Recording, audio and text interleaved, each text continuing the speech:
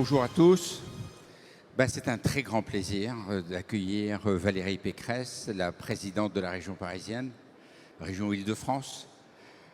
C'est d'autant plus un plaisir que vous faites un travail exceptionnel, non seulement sur la restructuration de la région, sur les grands investissements, mais sur ce qui nous touche énormément ici à Viva Technologies, c'est-à-dire les startups.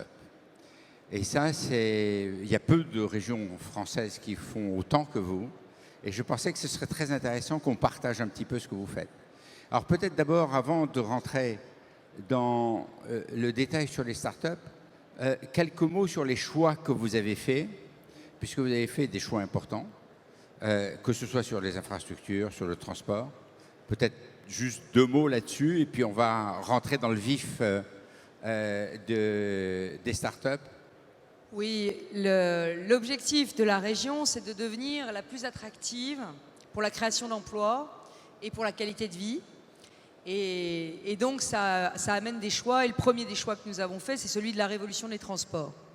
Et le deuxième des choix que nous faisons, c'est celui de l'éducation. Donc, dans ces deux domaines, nous avons mis le paquet, 9 milliards sur la rénovation des transports. Tous les trains et les RER seront neufs ou rénovés d'ici 2021 en Île-de-France. Et nous accueillerons le RER nouvelle génération avec le contrat du siècle qui a été signé avec les Hauts-de-France, enfin avec Alstom et Bombardier. Et puis du côté des lycées, 5 milliards d'euros pour avoir des lycées totalement connectés, totalement numériques et en même temps des lycées qui soient décents et modernes pour nos lycéens. Alors, vous n'hésitez pas à prendre beaucoup de chantiers à la fois. Vous avez fait des choix. Et puis, vous avez décidé de faire de la région parisienne, la région Paris-Île-de-France, la Smart Region, la région intelligente, maligne, astucieuse. Ça ne fait que 18 mois que vous êtes élu et vous avez déjà pas mal engagé de choses. Où est-ce que vous en êtes? Alors, d'abord, on a mis un accélérateur énorme, un coup d'accélérateur énorme sur les réseaux. Parce qu'il n'y aura pas de start-up, sans fleurs qui écloront dans toute l'Île-de-France s'il n'y a pas des réseaux fibrés partout dans les territoires. Aujourd'hui, le mouvement de la tech, il est d'abord parisien. Et nous voulons qu'il soit francilien. Nous voulons qu'on puisse travailler près de chez soi, créer son entreprise près de chez soi. Alors la bonne nouvelle, c'est qu'aujourd'hui, je peux annoncer que l'Île-de-France, en 2021, sera, si les opérateurs tiennent les engagements qu'ils ont passés avec chaque département, avec l'aide de la région, sera entièrement fibré en 2021.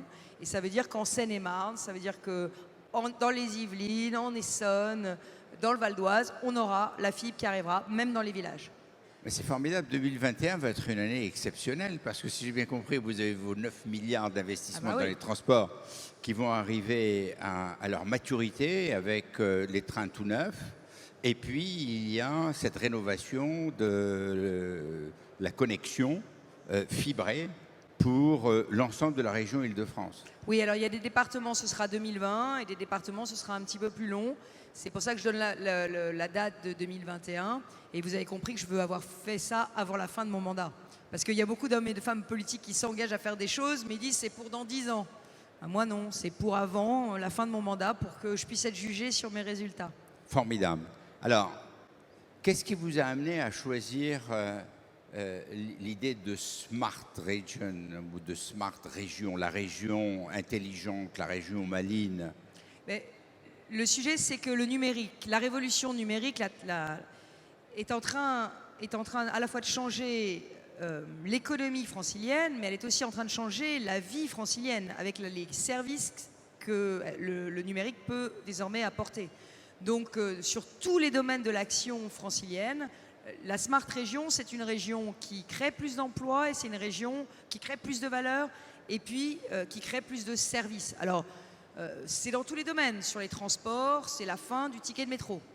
On aura, d'ici, là encore, 2021, on aura tout sur smartphone, tout électronique, il n'y aura plus de ticket de métro et on pourra avoir, avec son pass Navigo, toute une série de services associés dans le domaine des transports. Sur d'autres services, l'Internet des objets. On est en train de développer toute une série de capteurs. Et l'idée, c'est de mettre des capteurs en Île-de-France partout pour avoir toute une série de nouveaux services. Et d'ailleurs, on travaille avec les startups pour savoir quels nouveaux services définir. Par exemple, vous savez que l'année dernière, on a été très durement frappé par les inondations. Les inondations, ça se prévoit avec des capteurs. On n'avait pas assez de capteurs pour prévoir l'ampleur des inondations. On peut aussi travailler sur la pollution de l'air. La pollution de l'air aujourd'hui se déplace en Île-de-France. Si on veut lutter efficacement contre la pollution, il nous faut des capteurs. Donc on est en train d'avoir toute une stratégie de capteurs. Pareil sur les transports, savoir s'il y a des gens à l'arrêt de bus ou pas, ça peut conditionner le trajet du bus et le rendre plus rapide. Faire du transport en réalité à la demande. Donc on est en train de travailler sur tous ces aspects-là. Mais ça a aussi des avantages sur le plan de l'empreinte carbone, dans ce cas. Alors, tout mon objectif en Île-de-France, c'est de lutter contre le métro boulot dodo. Je ne veux plus qu'on soit une région où on passe 2 heures de transport dans les transports par jour. Je souhaite qu'on travaille près de chez soi. Là aussi, c'est une ambition que nous avons, c'est de créer 1000 lieux, qu'on appelle les tiers-lieux, des lieux de coworking en banlieue, de façon à ce qu'on puisse travailler près de chez soi, télétravailler avec des réseaux, évidemment de la fibre. On mettra aussi des lieux de micro-working dans les gares, parce que le banlieusard, il n'arrive jamais à recharger son portable, et quand il arrive à la fin de sa journée, il n'a pas son portable chargé. On mettra le Wi-Fi dans les trains, et on mettra le Wi-Fi aussi dans les gares dès l'année prochaine. Alors, vous avez des startups ici, par exemple, si vous voulez qu'il y ait un chargement, il y a Charlie qui fait ça de manière tout à fait remarquable. Alors, Charlie, je ne sais pas s'ils sont dans la salle, mais croyez-moi, ils vont vous capter à la sortie. Et ils ont des petites boîtes magiques et qui sont mobiles. Vous pouvez les mettre à n'importe quel endroit et c'est formidable. Alors, moi, je dois d'abord vous rendre hommage parce que l'année dernière, c'était notre première expérience de Viva Technologies. Et vous avez décidé d'être présente. Vous allez voir tout à l'heure sur votre stand, c'est assez extraordinaire, extrêmement bien fréquenté, vous avez beaucoup de monde et les startups sont très heureuses. Alors moi, ce qu'on a voulu faire avec Viva Technologies, c'est d'offrir aux startups un endroit où elles ont la possibilité de s'exprimer, de rencontrer les grands investisseurs mondiaux, de travailler avec les grandes entreprises, et vous allez voir tout à l'heure, ça marche formidablement bien. Alors, de votre côté, j'ai compris que vous voulez créer un véritable écosystème pour les startups. D'ailleurs, vous avez commencé à nous en dire 2 mots. Peut-être que vous pouvez un petit peu élaborer sur ce que vous avez envie de leur proposer. Alors, en 18 mois, on a aidé, avec les aides de la région, 1000 startups. 1000 startups en 18 mois aidées par la région, avec un dispositif qui s'appelle InnovUp. InnovUp, c'est, et donc je le dis à tous ceux qui ne connaissent pas le dispositif, allez regarder, c'est un dispositif qui permet vraiment de financer des investissements en innovation. Nous aidons aussi au prototypage. Cette année, on a fait un appel à projet d'1 million d'euros pour aider les startups à faire des prototypes, notamment dans l'impression additive, l'impression 3D. L'année prochaine, notre InnovUp Proto, c'est 1 million d'euros pour l'intelligence artificielle et... Ah, zut, que je me souvienne, l'intelligence artificielle et puis quoi d'autre? Zut. Bon, je vais vous le retrouver. Vous allez le retrouver tout à l'heure. Bon, donc, Internet Proto, oui, et la robotique, bien sûr. L'Internet... L'intelligence artificielle et la robotique, 1 million d'euros pour faire des prototypes. Et par ailleurs, nous avons passé ce qu'on appelle le Small Business Act régional, c'est-à-dire que sur tous les marchés de la région, et nous passons 2 milliards d'euros par an de commandes publiques, que ce soit sur de la publicité, que ce soit sur de l'accompagnement des lycées, du logement, des transports. Nous passons 2 milliards d'euros de commandes publiques et sur ces 2 milliards, nous avons mis en place un système qui permet que les startups puissent candidater. Nous avons une plateforme qui s'appelle Maximilien et sur Maximilien, vous avez tous les appels d'offres que passe la région Île-de-France si jamais vous êtes concerné. Voilà. Et le déménagement du siège à Saint-Ouen va être aussi l'occasion pour nous d'avoir un bâtiment totalement connecté avec toute une série de services corporate, si je puis dire, et que nous voulons absolument à la pointe du progrès. Et puis nous voulons donner à voir les startups de l'Île-de-France. Alors d'ici septembre, je prépare ce qu'on appelle Île-de-France Startup, qui sera sur le modèle de Tel Aviv Startup, un annuaire auto-alimenté par les startups elles-mêmes de toutes les startups de l'Île-de-France. Nous devons donner à voir le fait que nous sommes l'équivalent d'une Silicon Valley et que nous avons désormais en Île-de-France un écosystème de start-up extrêmement dynamique. Et les investisseurs viennent me voir et me disent, les fonds d'investissement, dans quelle start-up, Madame Pécresse, je dois investir. Donc je dois donner à voir l'ensemble de cet écosystème de start-up. C'est aussi la région qui finance les incubateurs de l'Île-de-France et on en finance un certain nombre qui sont extrêmement performants. Alors, vous avez souligné ce qui se passe sur la Silicon Valley. Un des grands secrets du succès de la Silicon Valley, c'est le fait que vous avez l'université qui travaille avec les fonds d'investissement et avec les start-upers. Et quand ils travaillent ensemble, ça change de manière assez formidable la relation et ça leur donne accès aux laboratoires de recherche et aux capitaux. Est-ce qu'on peut imaginer un jour qu'il y ait quelque chose d'équivalent en Île-de-France autour de Saclay, au cours de Jouy-en-Josas Alors, sur Saclay, on fait énormément de choses. J'ai pris la présidence de l'établissement public d'aménagement de Saclay. C'est un projet que je connais bien puisque je l'ai lancé quand j'étais ministre de l'Enseignement supérieur et de la Recherche. On est en train de faire un accord avec toutes les sociétés d'accélération du transfert de technologie pour là aussi donner à voir tout ce qui se fait et ouvrir les laboratoires. Le problème qu'on a, c'est l'open data. Et nous voulons que la région soit en open data et que toutes les datas de la région soient données à voir et que les startups puissent se saisir de ces datas et les utiliser pour créer de la valeur. Donc on veut faire un double numérique de la région. C'est la Smart Région Initiative, dans tous les domaines, hein, ça va de l'immobilier jusqu'au laboratoire de recherche.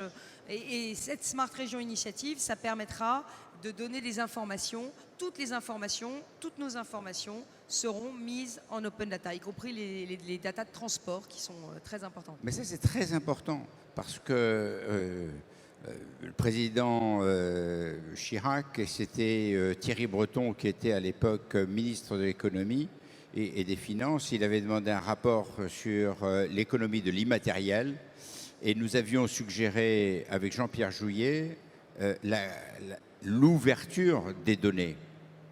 Ça a été lettre morte. Et donc, on est maintenant 12 ans après. Donc, si vous réussissez à le faire, je crois que ce sera assez fantastique. Oui, et c'est une source extraordinaire de création de valeur pour les startups parce qu'elles vont avoir la data et elles pourront imaginer des nouveaux services pour les habitants à partir des données qu'on mettra en ligne. Oui, et une source aussi de création de valeur pour la région.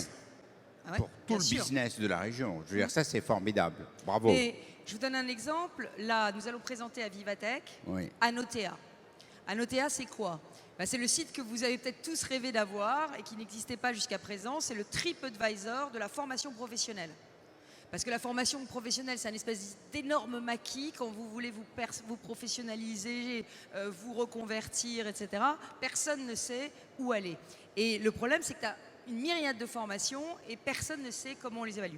Donc ça s'appellera Anotea et ce sera un site où on pourra noter et évaluer toutes les formations professionnelles et les faire évaluer par ceux qui les auront suivies, qui diront si ça leur a permis ou pas d'accéder à des meilleures qualifications, des meilleurs postes.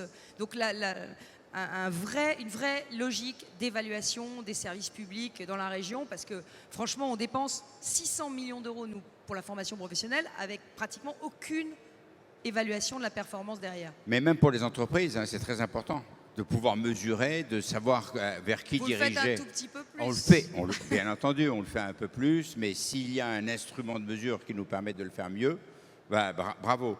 Alors, vous avez pas mal de priorités, et puis il y a, vous l'avez cité, la robotique et la dimension industrielle. Un des problèmes auxquels on est confronté en France, c'est le fait que le tissu industriel est en train de se dissoudre depuis quelques années. Et ce serait bien si vous partagiez un petit peu vos priorités dans le domaine industriel et liées d'ailleurs à la technologie. Je pense que ça intéressera tout le monde. Alors, on va rendre public notre plan industrie cette semaine. L'objectif, c'est de travailler sur des grandes filières et là encore, de les structurer.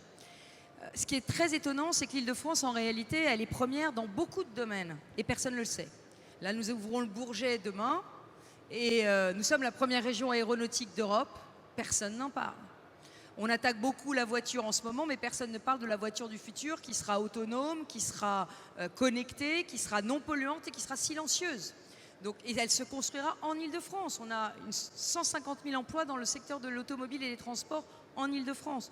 Donc il faut qu'on ait une vision d'une nouvelle industrie qui utilise évidemment toute la puissance du numérique pour se réinventer. On a perdu 150 000 emplois industriels dans la région. On peut les retrouver. On peut les retrouver en jouant justement la production additive, l'impression additive. On peut les retrouver en jouant la tech parce que en lien avec nos laboratoires, 40% de la recherche se fait en Île-de-France.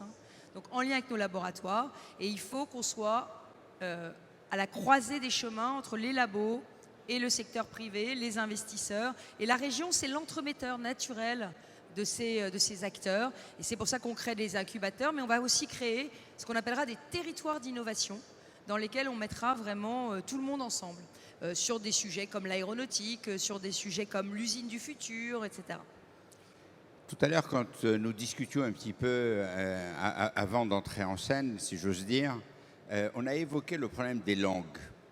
Et on voit bien que beaucoup de services vont à l'étranger. Et tout à l'heure, vous me disiez qu'un de vos soucis, c'était de favoriser l'apprentissage des langues très tôt, de manière à ce que tout le monde puisse parler une deuxième langue et peut-être même une troisième. C'est-à-dire le français, plutôt bien, j'espère, l'anglais, et peut-être une troisième. Est-ce que vous pouvez dire un mot là-dessus? Parce que je crois que c'est très important. Oui. Je suis persuadée qu'il faut mettre le multilinguisme au cœur de l'Île-de-France. La région Île-de-France, c'est par nature une région multilingue. Elle est multilingue et ça doit se refléter dans les lycées, dans les centres de formation d'apprentis, dans les universités et aussi dans la formation professionnelle des salariés.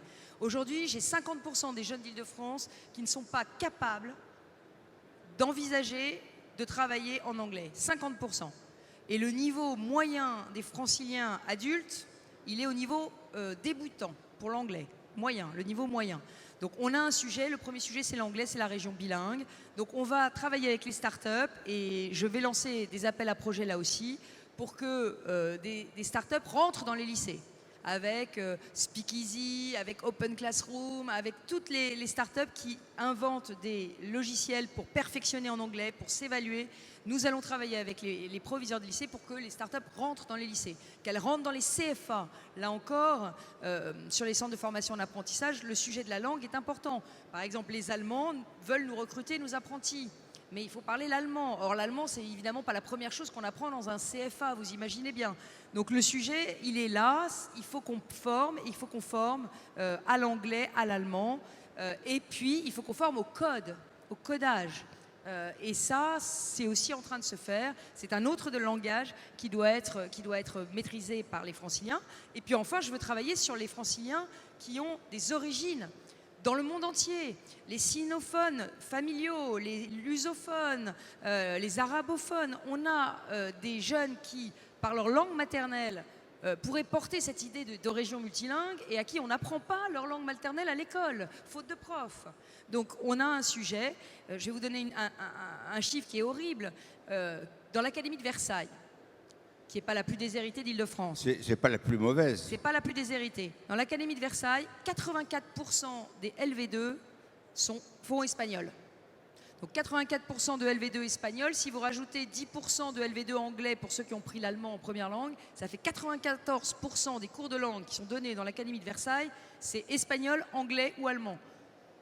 Voilà, il y a quand même besoin de parler d'autres langues. On est une région monde, donc on doit offrir la diversité des enseignements linguistiques. Et j'ai proposé que dans le cadre notamment de l'arrivée des JO, de la perspective de l'Expo universelle, et puis pour relancer le tourisme, qui est un vivier d'emploi non délocalisable extraordinaire, on réapprenne les langues à nos enfants et aussi aux professionnels. Oui, mais en plus, vous allez avoir dans ce cas la possibilité de créer des emplois dans des domaines qui sont actuellement sous-traités dans un certain nombre de pays. Et dès lors que les gens vont pouvoir parler l'anglais couramment, ou l'espagnol, ou demain, pourquoi pas, le mandarin, on va pouvoir développer pas mal d'emplois.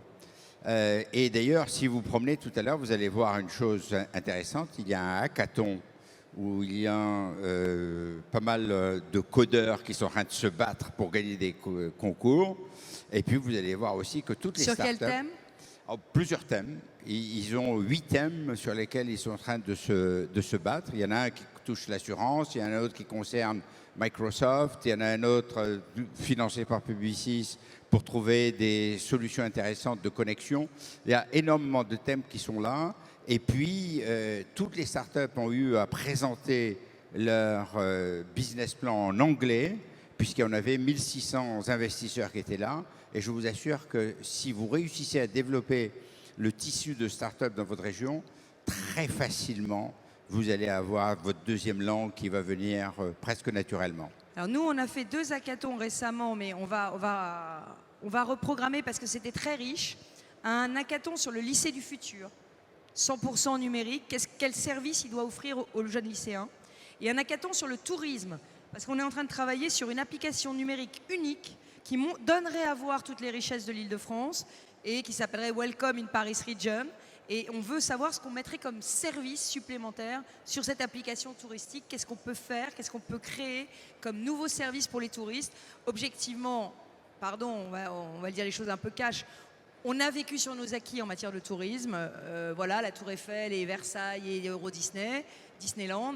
Maintenant, il faut qu'on aille chercher les touristes. Il y a franchement une poussée de ce marché mondial dont nous n'avons pas profité. Alors, il y a eu évidemment le drame des attentats terroristes qui a été comme un espèce de révélateur du fait qu'on n'était pas bon pour l'accueil, on n'était pas bon pour la sécurité, on n'était pas bon pour la desserte des aéroports. Enfin voilà, donc on est en train de travailler là-dessus et on a besoin des startups pour être une région beaucoup plus accueillante pour les étrangers.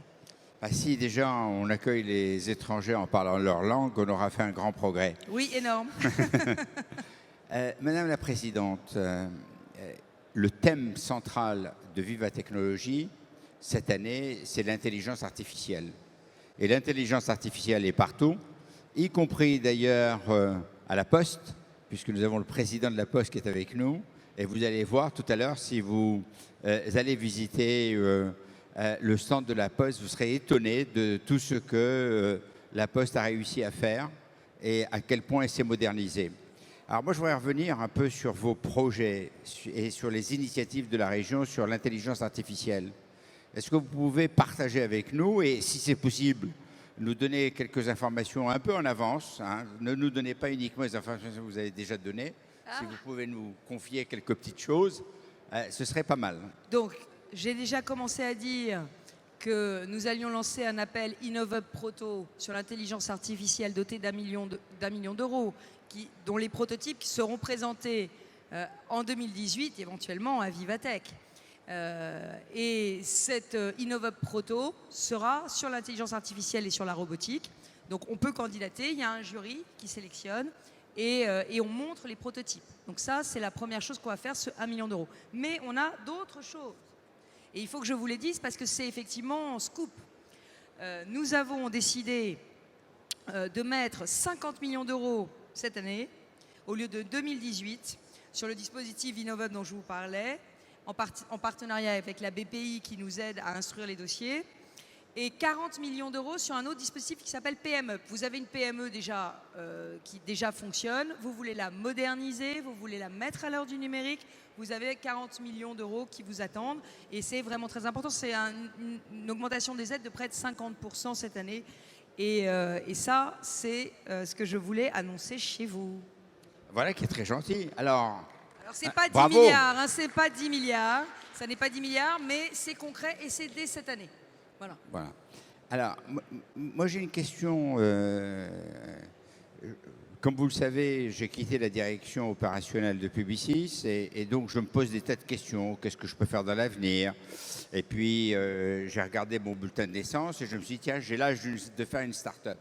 Et j'ai donc décidé de faire prochainement ma start-up. Je l'installe où, de votre point de vue? À quel endroit me recommanderiez-vous de le faire? Ça dépend dans quel domaine. Ah, je ne peux pas vous le dire encore. Oui, ça dépend dans quel domaine. Je vous le dirai bientôt, mais là je... Moi, ce que je veux, c'est que vraiment l'économie des startups se répande dans toute l'Île-de-France. Donc, si vous êtes sur les biotech, je vous dirais d'aller dans la vallée des biotech autour de Villejuif. Je ne serai pas dans les biotech. Si vous êtes, alors après, sur tout ce qui est système embarqué, si vous êtes sur tout ce qui est effectivement intelligence artificielle, Oui, à ce moment-là, oui. vous pourriez venir vous mettre à Saclay, à côté des incubateurs de Saclay. Voilà, voilà. Donc je vois à peu près où Mais vous pouvez aussi j'irai. rester dans Paris si vous avez envie et aller vous installer à côté du laboratoire d'intelligence artificielle de Facebook. Voilà. Donc, ou de la Digital Foundry de General Electric, ou de la Alfrécinet, Station F. Mais mon objectif, c'est vraiment de faire en sorte que sur la centaine d'incubateurs franciliens, je veux dire, chacun puisse trouver un lieu d'incubation près de chez soi, pour éviter de cramer les transports et de tout centraliser sur Paris. Super. Alors moi j'ai encore un petit point à aborder, qui est... quand on voit un peu tout ce qui se passe sur le plan politique. Alors aujourd'hui, on n'a pas le droit de parler politique, hein, donc on n'en parlera pas. Il y a quand même une chose qui apparaît très clairement, c'est que de plus en plus, les gens ont envie de participer. Et la question que j'ai envie de vous poser, c'est en tant que présidente de la région et compte tenu du fait que vous allez en faire la région la plus numérique que l'on connaisse en France, compte tenu du fait aussi que vous allez la fibrer, si j'ose dire, un peu partout. Est-ce que vous n'avez pas aussi une petite arrière-pensée qui est de faire participer davantage les franciliens aux différentes décisions, de les consulter de manière plus régulière et de faire en sorte qu'il y ait une espèce d'économie participative? Si, d'ailleurs on a déjà commencé. Alors on a commencé avec des moyens modestes parce que les franciliens ne sont pas habitués à ce qu'on les consulte aussi directement. Mais par exemple, sur le Grand Paris des bus, où on a pour la première fois en 70 ans refait toutes les lignes de bus de Paris et de la banlieue, on a demandé aux franciliens de participer, de dire où est-ce qu'ils voulaient leurs arrêts de bus. On a eu 5000 contributions, ce qui n'est pas négligeable. Sur le schéma de l'enseignement supérieur et de la recherche, qu'on a mis en ligne avec une participation citoyenne, on a eu 600 contributions de chercheurs, d'enseignants et d'étudiants. Donc en réalité, on voit bien, mais ça va aussi sur le choix de la couleur du mobilier dans les nouveaux RER qu'on a mis en ligne. Et on a eu une participation de plusieurs centaines de franciliens. Alors ça reste encore marginal, on a 12 millions d'habitants. Donc le sujet, c'est qu'il faut rendre cette participation des citoyens beaucoup plus active. Je vous parlais du hackathon qu'on a fait sur le lycée du futur, on l'a fait avec des lycéens. Et c'était extraordinaire de faire de créativité parce que c'est des usagers eux-mêmes qui nous disaient ce dont ils avaient besoin. Donc il faut qu'on le fasse beaucoup plus. Et effectivement, je pense que la nouvelle politique, avec un grand P, pas politicienne, la nouvelle politique, elle sera dans une participation citoyenne beaucoup plus forte et beaucoup plus en amont. Parce qu'en réalité, on consulte les citoyens quand on a déjà pris le choix. Vous voyez, je ferme les voies sur berge, vous êtes pour, vous êtes contre. Bon, bah, si la décision est déjà prise, bon. Mais le sujet, c'est plus en amont de dire, bon ben voilà, si je voulais moins polluer Paris, quelles sont les solutions? Inventons-les. Et je pense que par exemple l'aide au changement de véhicules, l'incitation aux véhicules électriques, aux véhicules hybrides, aux scooters électriques, tout ça, c'est de l'écologie incitative qu'on pourrait mettre en place et qui aurait pu être pensé si on avait demandé aux franciliens quoi pour vous faire changer de voiture, quelles mesures pour vous faire changer de voiture. C'est formidable, vous savez, vous me faites penser que vous êtes davantage une PDGR, si j'ose dire, qu'une présidente politique. Bah, j'avais prévenu en même temps, hein, parce que j'avais dit que je voulais être une présidente entrepreneur dans une région pro-business. Donc voilà, j'ai pas trompé sur la marchandise, mais c'est important parce que je crois qu'il faut montrer aussi l'image que l'administration, c'est moderne. Ah oui. L'administration, ça ne doit pas être la bureaucratie. Alors c'est encore un peu lourd, hein, les aides de la région, je pense qu'il y en a peut-être ici qui les ont sollicitées, ils ont peut-être eu le sentiment que leur dossier était trop lourd, etc. N'hésitez pas à envoyer des mails, informer la présidente si jamais les dossiers sont trop compliqués, on les simplifiera. L'objectif, c'est de débureaucratiser tout ça. Ben, c'est génial, merci beaucoup. Mesdames et messieurs, merci de votre attention. Valérie Pécresse, présidente de la région Paris-Île-de-France. Merci. Merci et bravo à Vivatech, c'est super.